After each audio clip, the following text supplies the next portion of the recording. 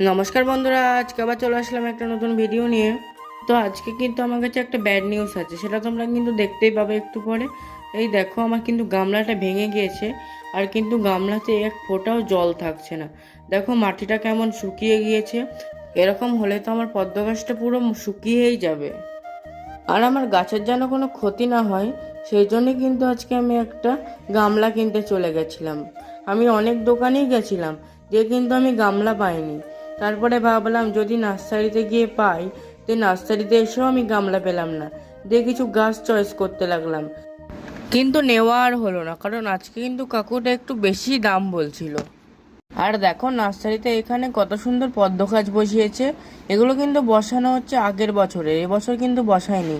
আর আমি অনেক দোকান ঘুরে ঘুরে এখানে কিছু গামলা দেখতে পেলাম, তারপরে বাড়ি এসে এই গামলাটা নিলাম।